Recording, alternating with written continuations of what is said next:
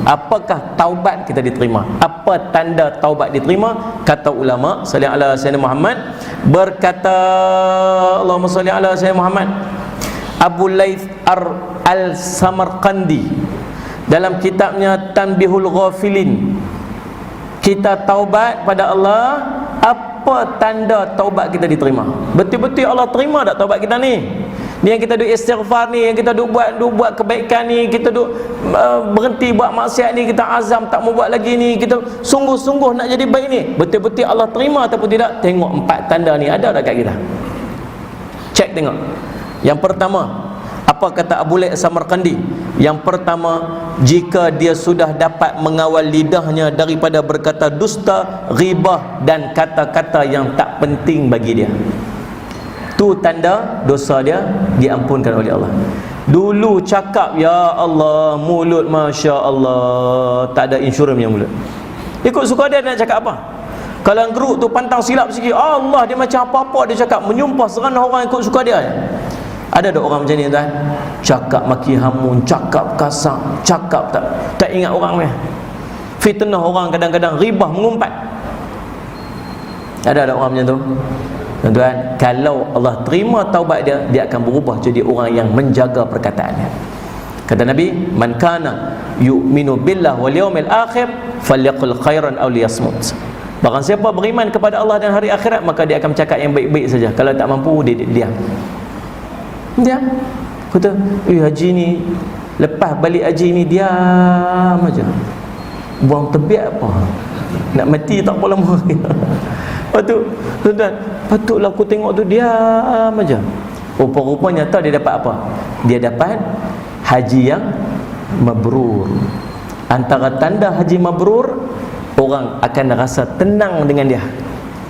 Tenang macam mana? Dia tak menyakiti hati orang. Sallallahu alaihi wasallam Muhammad. Dia tak akan sakitkan hati orang, dia tak akan bercakap benda yang akan menyebabkan orang jadi dosa, dia jadi dosa pada orang. Tuan-tuan, tanda taubat diterima, dia bercakap yang baik-baik. Kita lagu tu tak? Dulu kadang-kadang panah baran tuan-tuan, Allah ya Allah, pantang silap sikit maki hamun. Tapi semenjak duduk main masjid ni, semenjak dah untuk tambah ibadat ni, semenjak banyak zikir ni, semenjak duduk salli ala sayyidina Muhammad tuan-tuan, sembahyang sunat ni, lain, dia jadi lain. Bahasa nampak lain tu. Bukan kita duk perasa diri kita, ada orang duk perasan kita ni lain lah. Salli ala sayyidina Muhammad. Ada kawan saya seorang tuan-tuan, dia ni gangster kat KL, naik motor besar, gangster. Lalu ni pakai jubah, pakai kopiah, tak pernah lekang dengan jubah dan kopiah dia. Saya kata, amboi, lah ni jubah aja nah. Naik motor pakai jubah, naik motor Harley Davidson, senting jubah dia.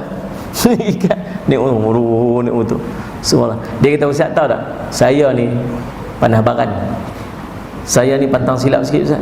Saya hidup macam tu. Hidup dia kena marah orang ni, pukul orang. Tapi dia kata, bila saya pakai jubah ni, saya pakai kopiah, dia jadi perisai. Dia jadi perisai saja. Saya nak maki hamun orang, saya nak pukul orang. Kata ni, aku ni duk pakai sunnah Nabi ni, takkan aku nak buat benda macam ni. Ni kita ayat atas kepala ni. Rupanya dia jadi perisai. Tuan-tuan, sallallahu alaihi wasallam, pertama, tanda taubat orang tu Allah terima ialah dia menjaga percakapan dia. Dia tak mengumpat orang dah, dia tak fitnah orang dah. Saya nak pesan tuan-tuan ni, kita kadang-kadang tak duk perasan, suka cakap bab orang. Kalau jumpa dia nak sembang pasal orang. Ni Ustaz Muhammad, jumpa dia aja mesti cerita pasal orang. Dia ada tanda nak cakap pasal orang ni. Dia bagi salam pun dia ada satu passion. Assalamualaikum. Tu adalah tu berita terkini, hiburan sensasi nak main.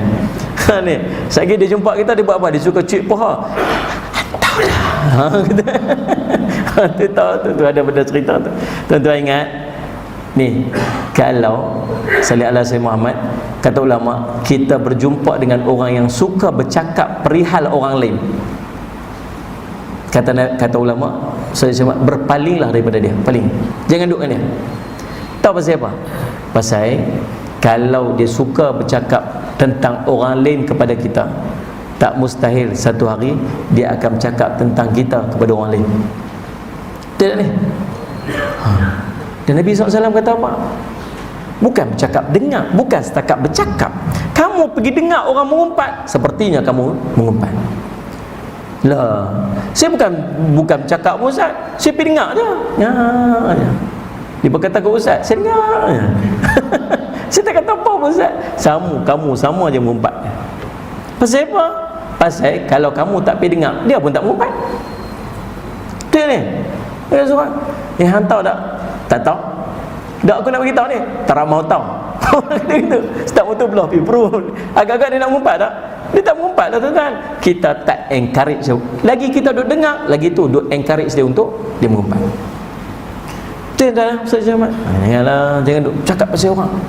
Kadang-kadang geng masjid pun, tuan-tuan, ya Allah, main malam Jumaat, tahu malam Jumaat? Malam ni malam Jumaat ni. Nah, tunggulah. Sekali dia keluar tu poster, gambar poster tu. Mainlah apa, gambar budak perempuan 2-3 orang. Malam ni malam Jumaat, balik cepat ya. dia post kat dalam grup. Wah ni, dapat geng-geng grup masjid ni. Kalau dia kata apa? Ni grup masjid lah. Alamak, silap bilik dia kata. Subhanallah. Yang post tu Haji tu. Faham tak? La subhanallah. Dan tahu dia sedang buat apa tu? Main-main lah. Tapi jangan sampai fitnah. Fitnah apa Ustaz? Main-main je kot. Kalau budak perempuan tu tak kata apa yang dia hantar tu, macam mana? Kalau tak kata maksud dia apa? Fitnah tuan-tuan. Tak pasal-pasal kat akhirat nanti hidup beretok tu budak-budak perempuan tu. Pak Long, pahala mai kat saya. Ni siapa ni? Tak kenal? Tak kenal pun. Ni yang duk hantar tiap-tiap malam Jumaat tu, kami suka lelaki berjanggut. Kami rela dimadu. Nampak pandai lah mak. Amboi sembang kencang bukan main. Kat dalam grup, bukan main. Jumpa kawan tepuk meja, balik rumah. Mana ni tuan-tuan, sedialah Syekh Muhammad. Dan jangan sampai fitnah orang. Benda main-main, tapi kita duduk fitnah. Sebab tu tuan-tuan jaga. Orang yang Allah ampunkan dosa dia, yang pertama dia tak buat benda ni semua. Benda fitnah dia tak buat, benda ribah mengumpat dia tak buat, dia tak cakap hai orang. Percakapan dia hanya benda-benda yang baik-baik yang boleh jadi manfaat untuk dia. Yang kedua, apa dia? Dia sudah hilang rasa hasad, hilang iri hati dan dengki terhadap manusia lain. Tak ada lah. Dulu pantang tengok orang dapat lebih sikit. Tu ada. Dia tak boleh tengok orang dapat lebih sikit, dia rasa iri, dia rasa dengki. Sifat mazmumah dalam hati dia. Tahu pasal apa ada benda ni? Pasal hati tengah tenggelam dalam dosa. Sifat mazmumah tak boleh nak keluar duduk kat dalam. Ni tengok orang lebih sikit, tuan-tuan. Ni isteri dia duduk kat rumah, abang tengok tu tukar TV pula. Kita kata pergi kat dia lah, dia tukar TV. Orang jiran sebelah rumah dia tukar TV. Dia kata duduk, abang tengok TV dia panjang kot tepi, TV kita panjang kot belakang. Remote pun tak ada, dia pakai mop, dia pegang je, pakai kayu mop, tolak lagi. Dia kata dengki, dia pergi kat dia. Ada jiran sebelah rumah dia buat tambah dapur kat belakang. Dia gelisah dalam rumah ni. Sesat berjuluh pintu dapur, sesat juluh tingkat dapur. Pergi tanya orang dekat yang duk buat tu, Indonesia yang duk buat tu, ni berapa ni dia buat ni? Ni berapa ni? Indonesia dia kata apa? Ikut suka dia lah, berapa dia buat you kerja apa. Tak seronok, dia gelisah tengok kelebihan yang orang dapat. Kalau Allah ampun dosa dia, dia hilang benda ni. Tuan-tuan, berapa nak dengki sama orang Islam? Tuan-tuan dengki buat apa sama-sama orang Islam? Sallallahu alaihi wasallam. 5 minit kita berhenti. Boleh nampak dah wajah-wajah. Tuan-tuan selamat. Pasal apa kita dengki sama-sama orang Islam? Dengki apa? Nabi kata, la yu'minu ahadukum hatta yuhibba li akhihi ma yuhibbu li nafsihi. Tak sempurna iman seorang dari kamu sehingga dia kasih pada saudara dia sebagaimana dia kasih diri dia sendiri. Syarat kesempurnaan iman orang-orang mukmin ialah dia cinta kat saudara dia macam dia cinta diri dia sendiri. Maksud dia, apa benda kebaikan yang ada pada diri dia, dia seronok kalau kebaikan tu ada pada saudara dia. Tu betul. Tu baru sempurna iman. Tuan-tuan, kalau anak kita naik pangkat, kita dengki tak? Anak kita telefon, mak, alhamdulillah mak, seronok hari ni nak sampai berita gembira kat mak ni. Apa dia? Saya hari ni dapat promotion mak, naik pangkat. Ada mak dia kata apa? Hang ni buat apa ni? Hang naik pangkat ni? Ni hang kipas orang ke apa? Hang ada kata itu? Tak ada lah, mak mesti seronoknya. Pasal apa mak seronok? Pasal apa mak tak dengki kat anak yang naik pangkat? Sebab dia sayang kat anak dia. Faham tak ni? Suami dia dapat, misalnya Syekh Muhammad dapat duit RM30 e-wallet. Contohlah. Dia dengki tak? Dia tak dengki. Kata, seronoknya hari ni, alhamdulillah Malaysia masih aman, saya dapat RM30. Masya Allah, sujud syukur, Masya Allah, RM30. Tuan-tuan, seronok tak? Suami dia dapat, mestilah dia seronok, takkan dia dengki kot. Tuan-tuan, pasal apa dia seronok? Pasal suami dia tu orang yang dia sayang.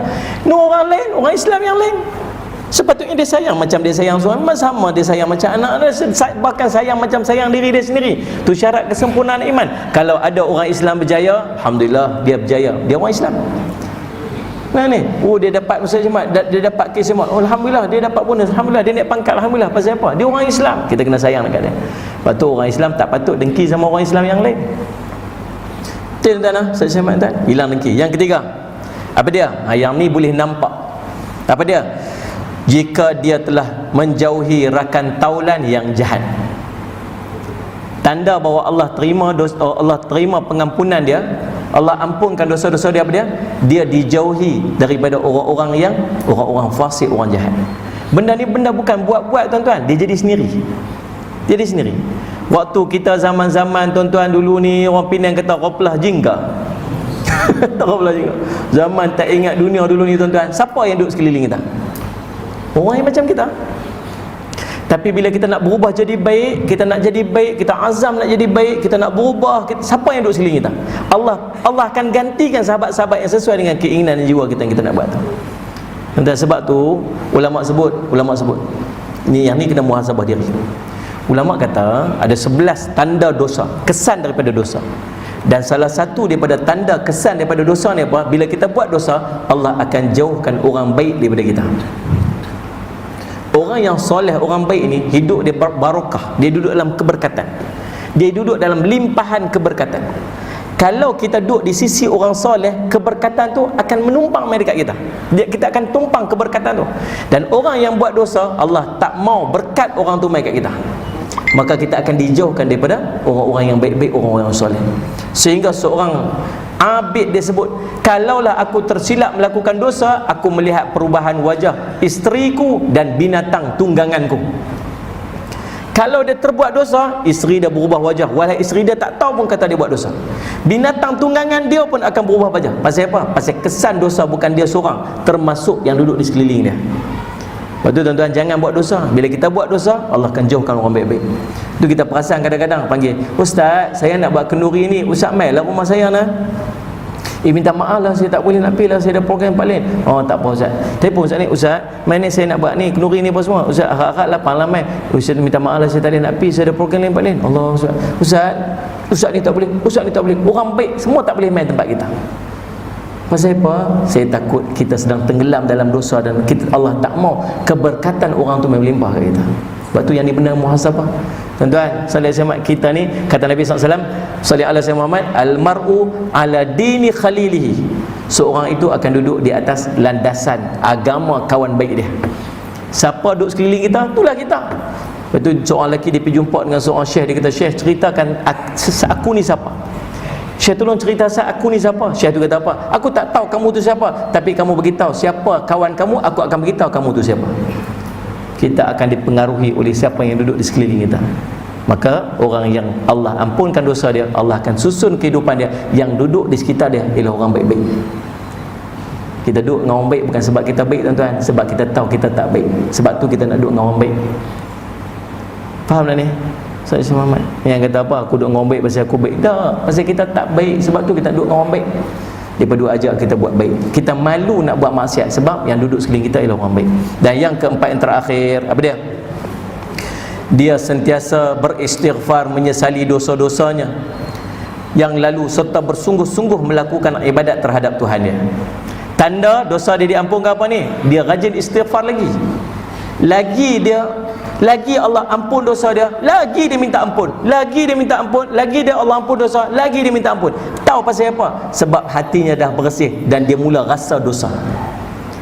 Dulu hati dia tenggelam dalam dosa, dia tak berasa berdosa, sebab tu dia kurang istighfar. Tapi bila hati dah bersih daripada dosa, dah jernih dah, waktu tu setiap dosa dia berasa, dia rasa getaran. Maka dia banyak istighfar, dan dia memperbanyakkan ibadat dia. Sebab apa? Sebab dia nak Allah ampunkan dosa dia. Makin bertambah ibadat, makin bertambah ibadat. Ni 4 tanda Allah mengampunkan dosa dan Allah telah menerima dosa, menerima taubat seseorang tu. Nah, kisah ini tercatat dalam kitab Tanbihul Ghafilin, Salih ala Sayyidina Muhammad, karangan Abu Layth As-Samarqandi rahimahullahu taala. Baik tuan-tuan, jadi cukup sekadar tu